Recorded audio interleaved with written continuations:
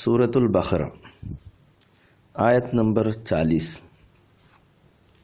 اعوذ باللہ من الشیطان الرجیم، بسم اللہ الرحمن الرحیم۔ یا بنی اسرائیل اذکروا نعمتی التی انعمت علیکم وأوفوا بِعَهْدِكُمْ عَهْدِي أُوفِ بِعَهْدِكُمْ وَإِيَّايَ فَارْهَبُونِ۔ ترجمہ: اے اولاد یعقوب، یاد کرو میری نعمت کو جو انعام فرمایا تھا میں نے تم پر، اور پورا کرو میرا عہد کہ میں پورا کروں تمہارا عہد، اور بس مجھی کو تو ڈرا کرو۔ تفسیر: اے اولاد یعقوب، یہودیوں، میرا احسان مانو اور یاد کرو میری دی ہوئی نعمت کو جو محض اپنے کرم سے انعام فرمایا تھا میں نے تم یہودیوں پر۔ اب بھی اگر تم اپنا غداری کا رویہ بدل دو اور پورا کرو میرا عہد جو میں نے مضبوطی کے ساتھ تم سے لیا تھا، تو یاد رکھو کہ میں بھی پورا کروں تمہارا عہد جو میں نے تم سے وعدہ فرمایا تھا، اور تمہاری ساری بدعہدی کی بنیاد اس پر ہے کہ مجھ سے نڈر ہو چکے ہو۔ اگر وفادار بننا منظور ہو تو بس مجھی کو تو ڈرا کرو، پھر تمہیں کسی کا ڈر نہ رہ جائے گا۔ 41۔ وَآمِنُوا بِمَا أَنزَلْتُ مُصَدِّقًا لِمَا مَعَكُمْ وَلَا تَكُونُوا أَوَّلَ كَافِرٍ بِهِ وَلَا تَشْتَرُوا بِآيَاتِي ثَمَنًا قَلِيلًا وَإِيَّايَ فَاتَّقُونِ۔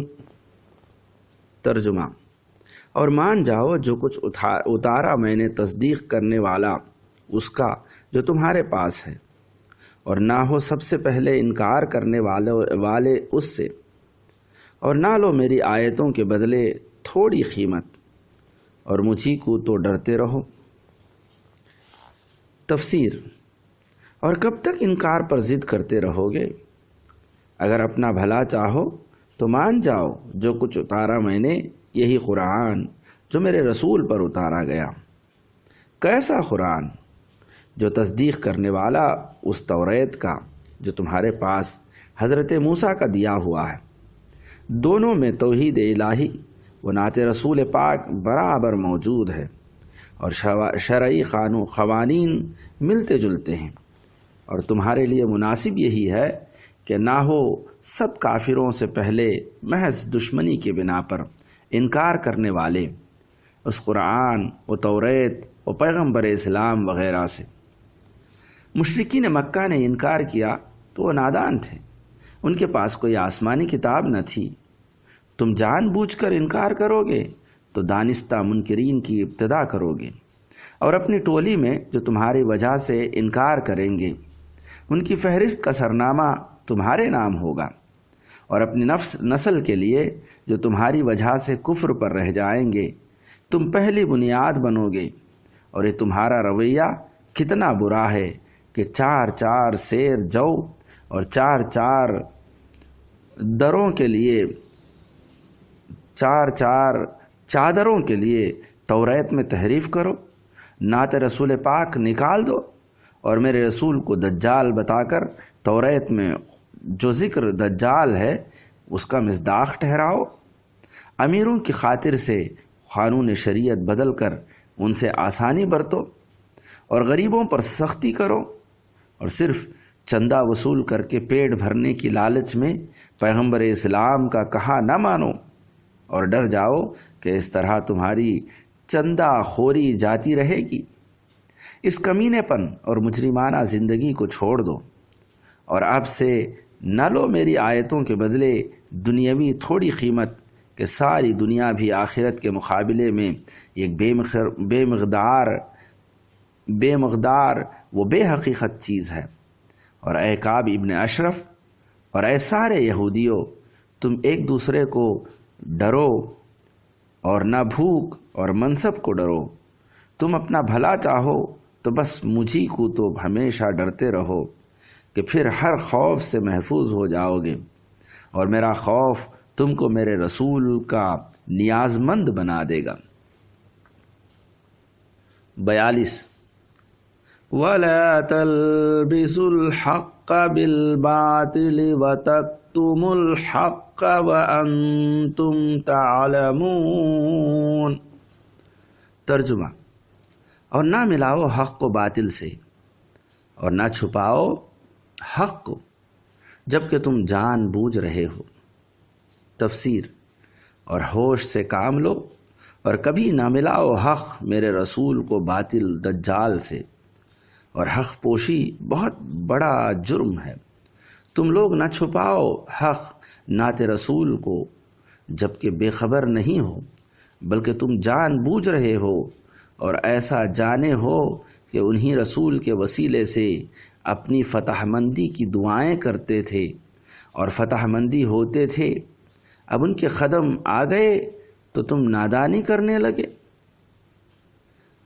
43 وَأَقِيمُوا الصَّلَاةَ وَآتُوا الزَّكَاةَ وَارْكَعُوا مَعَ الرَّاكِعِينَ۔ ترجمہ: اور ادا کرتے رہو نماز کو اور دیتے رہو زکوٰۃ کو اور رکوع کرو رکوع کرنے والوں کے ساتھ۔ تفسیر: اور اللہ کے فرائض اب سے پورا کرتے رہو، یوں کہ ادا کرتے رہو پابندی کے ساتھ نماز کو، اور سال بسال دیتے رہو زکوٰۃ کو۔ نماز تو پڑھو اور رکوع کرو، مگر تنہا مناسب نہیں بلکہ رکوع کرنے والوں کی جماعت کے ساتھ۔ 44 أَتَأْمُرُونَ النَّاسَ بِالْبِرِّ وَتَنْسَوْنَ أَنفُسَكُمْ وَأَنْتُمْ تَتْلُونَ الْكِتَابَ أَفَلَا تَعْقِلُونَ۔ ترجمہ: کیا حکم دیتے ہو لوگوں کو نیکی کا اور بھول جاتے ہو خود اپنے کو؟ حالانکہ تم تلاوت کرو کتاب کی تو کیا عقل سے کام نہیں لیتے؟ تفسیر: تم لوگ بھی عجیب ہو۔ جب آئے کعب ابن اشرف اور سارے یہودیوں تم سے پوچھا گیا رسول پاک کے بارے میں، تو پہلا جواب تمہارا یہ تھا کہ لوگوں یہ رسول برحق ہیں، ان کی اتباع کرو، اور جب تمہاری اتباع کی نوبت آئی تو مکر گئے۔ تو کیا حکم دیتے ہو دوسرے لوگوں کو نیکی کا کہ اتباع رسول کریں اور نیک ہو جائے، اور اپنے حق میں بھول جاتے ہو خود اپنے کو اور اتباع کے بجائے انکار کرتے ہو، حالانکہ تم جاہل نہیں ہو بلکہ تم تلاوت کیا کرو اپنی کتاب توریت کی۔ اس نادانی کا کیا ٹھکانہ ہے؟ تو کیا تم عقل سے کام نہیں لیتے؟ معمولی انسان کی سمجھ بوجھ بھی کھو چکے ہو۔ 45 وَاسْتَعِينُوا بِالصَّبْرِ وَالصَّلَاةِ وَإِنَّهَا لَكَبِيرَةٌ إِلَّا عَلَى الْخَاشِعِينَ۔ ترجمہ: اور مدد مانگو صبر سے اور نماز سے، اور بے شک وہ ضرور بوجھ ہے مگر خشوع والوں پر۔ تفسیر: اور یاد رکھو کہ تم کو ہر حال میں مددگار کی ضرورت ہے۔ تم کو حکم دیا جاتا ہے کہ ہر حال میں مدد مانگو، خواہش کو دبا کر، پابندی شریعت کو برداشت کر کے، گناہوں سے بچنے کی مشقت قبول کر کے، روزہ رکھ کر، اور ہر قسم کے صبر سے، نماز کی پابندی سے، خواہ کتنا ہی گراں گزرے۔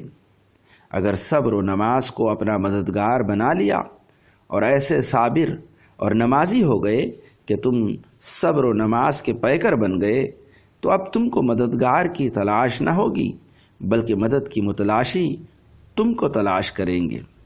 اور نماز میں گرانی کون سی ہے؟